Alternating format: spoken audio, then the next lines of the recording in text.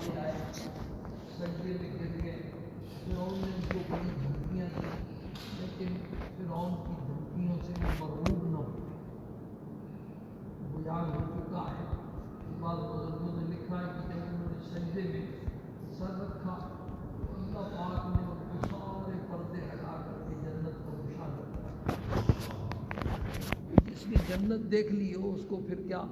ہم جو ڈرتے ہیں نا تو ہم نے اصل میں تیاری نہیں کی ہوئی۔ ایک آدمی ہے، اس کو چیف آف آرمی اسٹاف لکھ کے دے دیتا ہے 10 سال جیل میں رہو، جیل سے سیدھا تم ایوان وزیر اعظم پہنچو گے اور تم نے وزارت عظمیٰ کا حلف اٹھانا ہے۔ تو کیا خیال ہے آپ کا 10 سال اس کے لیے کوئی مشکل ہوں گے؟ پتہ ہی نہیں چلے گا، 10 سال وزارت عظمیٰ کی خوشی میں نکل جائیں گے۔ یہ جتنے سیاستدان بارے کھاتے ہیں، طرح طرح کی بدنامیاں ذلتیں سر اٹھاتے ہیں، کس لیے؟ وہ ایک خیال سا ہوتا ہے کہ پتہ نہیں بن جائے، ہم شاید بن جائے، وہ شاید والی بات ہوتی ہے۔ تو اس کے لیے بھی یہ تکلیفیں اٹھانا ان کے لیے کیا ہو جاتا ہے؟ آسان ہو جاتا ہے۔ ہمارے ایک اور بھائی بھی بن لو، صرف ایک خیالی پلاؤ ہوتا ہے۔ لیکن جس کو 100% یقین ہو، چیف صاحب لکھ کے اس کو دے دیں کہ آپ ہی نے بننا ہے، تو اس کے لیے یہ تکلیفیں، یہ کچھ بھی نہیں ہوتا۔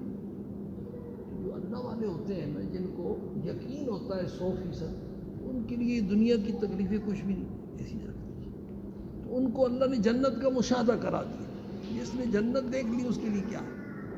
ان کا فقد مان تقاض، جو کچھ کر سکتا ہے کر لے، انما تقضی هذه الحیات الدنیا، تو دنیا ہی میں کچھ کر سکتا ہے نا، جب موت آ جائے گی اس کے بعد تیرا بس نہیں چل سکتا۔ تو بہرحال یہ سارا بیان ہو چکا ہے۔ فرعون شکست کھا گیا، جادوگر ایمان لے آئے، آخر فرعون نے ان کو سولی پہ لٹکا دیا۔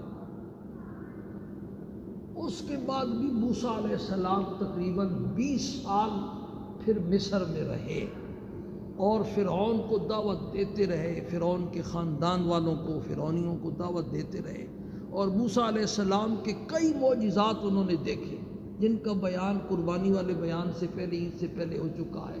طوفان کا اللہ نے ان پر عذاب بھیجا، ٹڈی دل کا عذاب بھیجا، جوؤں کا عذاب بھیجا، مینڈک کا عذاب بھیجا، خون کا عذاب بھیجا، اور ایسے عذاب کہ کھلے عام وہ دیکھتے تھے کہ بنی اسرائیل اس سے محفوظ ہیں اور وہ عذاب میں مبتلا ہیں۔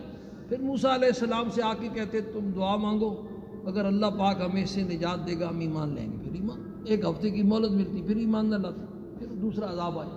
تو یہ سارا سب کچھ دکھا کے جب حجت پوری ہو گئی، اب اللہ پاک نے فیصلہ کر لیا فرعون کی تباہی اور بربادی کا۔ تو موسیٰ علیہ السلام کو اللہ نے حکم دیا کہ یہ جو بنی اسرائیل ہیں ان کو تم راتوں رات لے کے چلے جاؤ۔ ان کا جو آبائی، بنی اسرائیل کا جو آبائی علاقہ ہے نا، وہ یہ کنعان کا علاقہ جہاں کے یعقوب علیہ السلام رہنے والے تھے۔ بنی اسرائیل جو ہے یہ یعقوب علیہ السلام کا لقب ہے، ان کی جتنی بھی اولاد ہے ان کو کیا کہتے ہیں؟ بنی اسرائیل کہتے ہیں۔ ان کے 12 بیٹے تھے اور انہی سے یہ ساری نسل آگے چلی۔ تو جب وہ مصر آئے تھے یوسف علیہ السلام کے ساتھ اور یعقوب علیہ السلام کے ساتھ، تو 12 بیٹے تھے ان کے، اور اب جب مصر سے روانہ ہو رہے ہیں تو ان کی اتنی اولاد بڑھ گئی تھی، مورخین نے لکھا ہے کہ تقریباً 6 لاکھ سے اوپر ان کی تعداد تھی۔ تو موسیٰ علیہ السلام کو اللہ نے حکم دیا کہ یہ جو بنی اسرائیل ہیں ان کو اپنے ساتھ راتوں رات تم لے کے چل پڑو، اور کسی قسم کی پریشانی مت کرو، یہ ہمارا کام ہے۔ فرعون آپ کے پیچھے آئے گا، اس سے بھی ہم آپ کو بچائیں گے، آگے دریا آئے گا، دریا میں بھی آپ کو راستہ دیں گے، اور فرعون کو ہم غرق کریں گے۔ یہ سارا پلان اللہ پاک نے موسیٰ علیہ السلام کو سمجھا دیا۔ چنانچہ اللہ پاک کا ارشاد ہے وَلَقَدْ أَوْحَيْنَا إِلَىٰ مُوسَىٰ، ہم نے موسیٰ علیہ السلام کی طرف وحی کی کہ میرے بندوں کو رات کے وقت لے کے چلے جاؤ، فَاضْرِبْ لَهُمْ طَرِيقًا فِي الْبَحْرِ يَبَسًا، تم اپنی لاٹھی دریا میں مارو تو وہ خشک راستے وہاں پیدا ہو جائیں گے۔ صبح اٹھے فرعونی تو ان کو پتہ چلا وہ تو سارے چلے گئے، انہوں نے بہانہ بنایا ہوتا کہ ہماری ایک عید آنے والی ہے، ہم عید کے لیے باہر جائیں گے، تو بہرحال عید منانے کے لیے چلے گئے۔ فرعون کو پریشانی ہوئی کہ یہ سارے چلے گئے ہیں تو اب ہمارا کام کون کرے گا؟ فرعون نے اپنی فوج جمع کی، اور اتنی بڑی فوج کہ 70,000 اس میں سیاہ گھوڑے تھے، اور فرعون لشکر کا جو اگلا حصہ ہوتا ہے نا، مقدمہ اس کو کہتے ہیں، وہ لشکر کے اگلے حصے میں صرف 70 لاکھ فوجی تھے، تو باقی فوج کتنی ہوگی؟ یہ ساری فوج، فرعون کو اللہ نے بڑی حکومت دی، یہ ساری فوج فرعون لے کر کے ان کے تعاقب میں روانہ ہوا۔ جب تعاقب میں روانہ ہوا تو آگے جو ہے نا دریا آ گیا۔ موسیٰ علیہ السلام اور ان کی قوم نے جب دریا کو دیکھا تو پیچھے دیکھتے فرعون کی فوج ہے، لشکر ہے، اور آگے دریا ہے، تو موسیٰ علیہ السلام کے جو ساتھی تھے وہ گھبرا گئے۔ قال اصحاب موسیٰ انا لمدرکون، سورہ شعراء میں اللہ کا ارشاد ہے۔ موسیٰ علیہ السلام کے صحابہ کہنے لگے موسیٰ آپ تو پکڑے گئے، آگے جاتے ہیں تو دریا میں غرق ہوتے ہیں، اور پیچھے اگر رہتے ہیں تو فرعون کی فوج آ رہی ہے۔ فرعون نے بڑا ان پر ظلم کیا تو بڑے ڈرے ہوئے تھے۔ تو موسیٰ علیہ السلام کے دل میں، کیونکہ وہ اللہ پاک کی طرف سے ان کے ساتھ وعدہ تھا، کلا، فرمایا ایسا ہرگز نہیں ہو سکتا، ان معی ربی سیہدین، میرے ساتھ میرا رب ہے، وہ کوئی نہ کوئی راستہ جو ہے وہ نکالے۔ یا مفسرین نے لکھا ہے کہ موسیٰ علیہ السلام کو اپنے صحابہ پر اطمینان نہیں تھا، تو اس لیے صرف یہ کہا میرے ساتھ میرا رب ہے، یہ نہیں کہا کہ ہم سب کے ساتھ رب ہے۔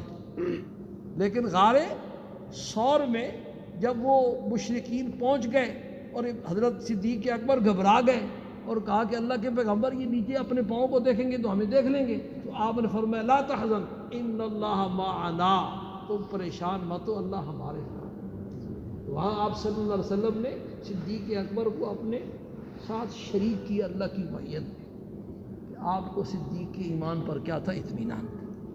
بخاری شریف کی حدیث ہے کہ ایک مرتبہ آپ تشریف فرماتے صحابہ کی مجلس میں، تو یہ واقعہ بیان کیا کہ ایک آدمی گائے کے اوپر سوار ہو کے جا رہا تھا، تو گائے بول پڑی، کہنے لگی اللہ کے بندے، اللہ نے ہمیں کھیتی باڑی کے لیے پیدا کیا ہے، سواری کے لیے ہمیں نہیں پیدا، سواری کے لیے تو گھوڑے اور اونٹ ہیں، تو ہمارے اوپر چڑھ بیٹھا ہے۔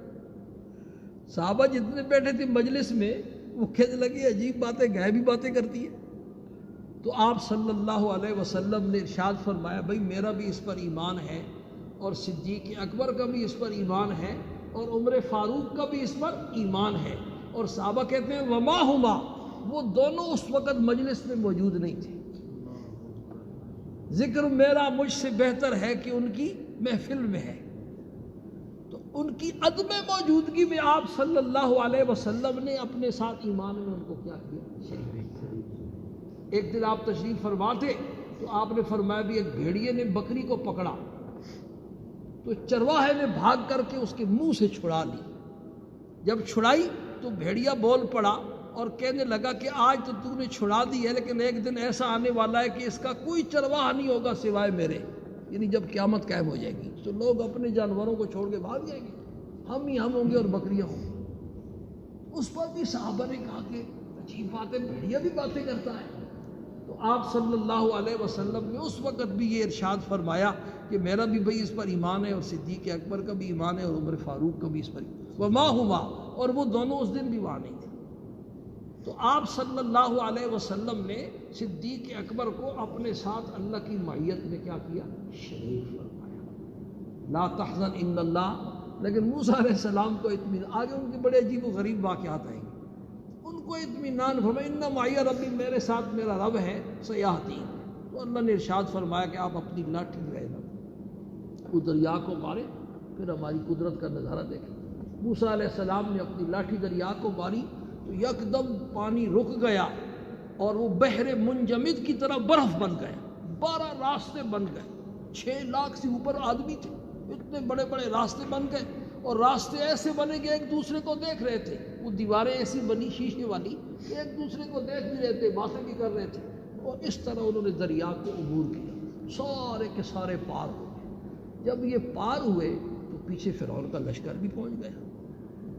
اب فرعون کا لشکر جو ہے نا، انہوں نے دیکھا کہ راستہ بنا ہوا ہے، تو فرعون نے اپنا گھوڑا آگے بڑھانا چاہا، تو گھوڑا جو ہے نا بدکا، مورخین نے لکھا، بعض مفسرین نے بھی لکھا ہے کہ گھوڑا اس کا بدکا، تو جبریل امین علیہ الصلاۃ والسلام جو تھے وہ اپنے گھوڑے کے اوپر سوار ہو کر کے آگے ہو گئے۔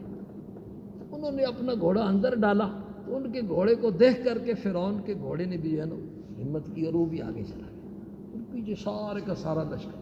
جب سارا لشکر اندر چلا گیا، ادھر پار بھی کوئی نہیں ہوا اور ادھر بھی کوئی نہیں رہا، تو اللہ پاک نے دریا کو حکم دیا کہ تو چل پڑ، فغشیہم من الیم ما غشیہم، وہ دریا چل پڑا، راستے ختم ہو گئے اور وہ سارے کے سارے وہاں غرق ہو گئے۔ فرعون کو ایک ہی ڈبکی آئی تو کہنے لگا آمنت برب ہارون و موسیٰ، میں موسیٰ علیہ السلام اور ہارون علیہ السلام کی ایمان رب پر اب ایمان لے آیا ہوں۔ تو اللہ نے ارشاد فرمایا الآن وقد عصیت قبل وکنت من المفسدین، اب تجھے ایمان یاد آیا۔ بعض مفسرین نے لکھا ہے کہ جب فرعون نے یہ کہا نا آمنت، تو جبریل چونکہ اس نے بڑا ظلم و ستم کیا ہوا تھا، تو جبریل امین کو بھی غصہ تھا، انہوں نے وہ سمندر کا دریا کا کیچڑ اٹھایا اور اس کے منہ میں ٹھوس دیا کہ لا تدرکہ الرحمہ، ایسا نہ ہو کہ اس پر بھی اللہ کی رحمت جو ہے نہ آ جائے، کہیں اس کا ایمان قبول نہ ہو جائے۔ بہرحال اللہ پاک نے فرعون کو جو ہے غرق کر دیا، لیکن بنی اسرائیل اتنے سہمے ہوئے تھے کہ جب موسیٰ علیہ السلام نے انہیں یہ خوشخبری سنائی کہ فرعون بمائے لشکر کے غرق ہو گئے، تو ان کو یقین نہیں آ رہا تھا، وہ کہتے کیا پتہ وہ بچ گیا ہو اور باقی سارے غرق ہو گئے ہوں۔ تو اللہ پاک سے موسیٰ علیہ السلام نے درخواست کی، اللہ پاک نے دریا کی ایک موج کو حکم دیا، اس نے فرعون کی جو ہے نا لاش کو کنارے کے اوپر پھینک دی، کیونکہ سب دیکھا ہوا، سب نے دیکھا ہوا تھا، سب جانتے تھے، اپنی آنکھوں سے دیکھ لیا، تب انہیں یقین آیا کہ اب یہ کیا ہو چکا ہے، مر چکا ہے۔ قرآن پاک کی آیت کے الفاظ ہیں فَالْيَوْمَ نُنَجِّيكَ بِبَدَنِكَ لِتَكُونَ لِمَنْ خَلْفَكَ آیَةً، آج ہم تیری لاش کو جو ہے نا نجات دیں گے اور پار کریں گے تاکہ لوگوں کے لیے عبرت کا نشان بن جائے۔ اس کے بعد پھر اس کی لاش کا کیا ہوا، قرآن و حدیث اس سے خاموش ہے، بس قرآن نے اتنا بتلایا ہے کہ اس وقت اس کی لاش کو اللہ پاک نے کنارے کے اوپر پھینک دیا تھا اور بنی اسرائیل نے اپنی آنکھوں کے ساتھ دیکھ لیا۔ کچھ عرصہ پہلے اخبارات میں آیا تھا کہ فرعون کی لاش برآمد ہوئی ہے اور مصر کے قاہرہ کے عجائب گھر میں اس کو حنوط کر کے رکھا ہوا ہے۔ اب پتہ نہیں کہ وہ فرعون ہے جس کا مقابلہ موسیٰ علیہ السلام کے ساتھ ہوا تھا یا کوئی اور ہے، اس لیے کہ فرعون کسی خاص آدمی کا نام نہیں ہے۔ فرعون جو ہے نا مصر کے ہر بادشاہ کا کیا ہوتا تھا، لقب ہوتا تھا، جیسے ایران کے بادشاہ کا لقب کیا ہوتا تھا، کسریٰ، فارس کے بادشاہ کا، اس طرح مصر کے ہر بادشاہ کو کیا کہتے تھے، فرعون کہتے تھے۔ ممکن ہے کوئی اور فرعون ہو، اور یہ بھی ممکن ہے کہ وہ موسیٰ علیہ السلام والا فرعون ہو۔ بہرحال قاہرہ کے عجائب خانے میں اب بھی اس کی لاش پڑی ہوئی ہے۔ اللہ پاک نے یہ واقعہ بیان کیا اور ارشاد فرمایا وَلَقَدْ أَوْحَيْنَا إِلَى مُوسَىٰ، ہم نے وحی کی موسیٰ علیہ السلام کی طرف کہ میرے بندوں کو رات کے وقت لے چلو، فَاضْرِبْ لَهُمْ طَرِيقًا فِي الْبَحْرِ يَبَسًا، بس آپ اپنی لاٹھی ان کے لیے ماریں، دریا میں خشک راستے نکل آئیں گے، لَا تَخَافُ دَرَكًا وَلَا تَخْشَىٰ، آپ کو پیچھے سے فرعون کے پا لینے کا بھی کوئی خوف مت کرے، وَلَا تَخْشَىٰ، اور دریا میں ڈوب جانے کا بھی خوف مت کرے۔ فَأَتْبَعَهُمْ فِرْعَوْنُ بِجُنُودِهِ، پس فرعون نے ان کے پیچھے لگایا اپنے لشکر کو، فَغَشِيَهُمْ مِنَ الْيَمِّ مَا غَشِيَهُمْ، ڈھانپ لیا، گھیر لیا اس کو دریا کی موجوں نے جنہوں نے گھیر لیا۔ وَأَضَلَّ فِرْعَوْنُ قَوْمَهُ وَمَا هَدَىٰ، فرعون خود بھی گمراہ تھا اور اپنی قوم پوری کو کیا کر دیا، گمراہ کر دیا، وَمَا هَدَىٰ، اور سیدھا راستہ نہ پا سکا۔ اس میں مسئلے کی جو بات ہے سمجھنے کی وہ یہ ہے کہ فرعون کو جب ڈبکی آئی اور موت نے آ گھیرا تو اس وقت اس نے ایمان قبول کیا تھا، لیکن اللہ نے ارشاد فرمایا الآن، اس سے یہ مسئلہ ثابت ہوا، مختلف احادیث میں بھی یہ مضمون ہے کہ جب تک بندے کو موت کے فرشتے نظر نہ آئیں اور عالم غیب بندے کے اوپر منکشف نہ ہو، اس وقت تک کافر کا ایمان بھی قبول ہوتا ہے اور گنہگار کی توبہ بھی کیا ہوتی ہے، قبول ہوتی ہے۔ فرض کرے ایک ایسا آدمی ہے جس کو ڈاکٹروں نے، حکیموں نے لا علاج قرار دے دیا، کینسر کا مریض ہے یا کسی ایسی خطرناک بیماری میں مبتلا ہے، ڈاکٹر جب مایوس ہوتے کہتے ہیں اس کو گھر لے جاؤ، اس کی خدمت کرو، دعا کرو اور خدمت کرو، وہ بیچارہ بھی سمجھتا ہے کہ بس اب میں بچنے والا نہیں، لیکن ابھی تک عالم غیب اس پر منکشف نہیں ہوا۔ اس وقت بھی اگر سچے دل سے ایک دفعہ یہ کہہ دے اے اللہ مجھے معاف کر دے، میں آئندہ نہیں کروں گا، حالانکہ آئندہ کرنے کی کوئی نوبت نہیں ہے، لیکن اس کے دل میں پکا ارادہ ہے، دل سے کہہ دیتا ہے کہ آئندہ میں نہیں کروں گا، اس وقت بھی اللہ پاک اس کی ساری زندگی کے گناہ معاف کر۔ لیکن جب موت کے فرشتے نظر آ جائیں اور عالم غیب بندے کے اوپر منکشف ہو جائے تو اس وقت پھر گناہگار کی توبہ بھی قبول نہیں ہوتی، اور کافر کا جو ایمان ہے وہ بھی کیا ہوتا ہے، قبول نہیں ہوتا۔ باقی اس کے بعد پھر کیا ہوا، بنی اسرائیل نے کیا تماشا کیا، یہ SOPs والا واقعہ بھی آگے آ رہا ہے، وہ انشاءاللہ اگلے درس میں۔ اب آخر میں کل بیان، یہ نہیں اگلے درس میں، کل بھی درس ہوگا، پرسوں بھی انشاءاللہ۔